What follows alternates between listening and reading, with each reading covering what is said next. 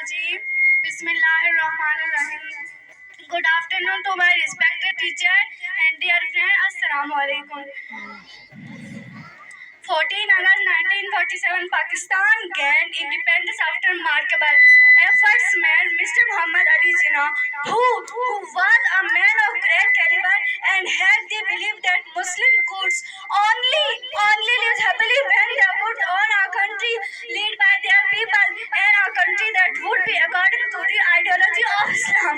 However, the efforts made by people like Muhammad Ali Jinnah, Allama Iqbal and Sir Syed Ahmad Khan made sure that their successors did not fall in vain and they were able to provide the Muslim an independence. Therefore, any country is like a celebration.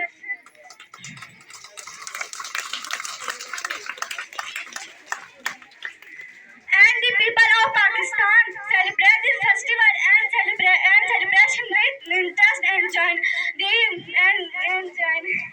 They come together, show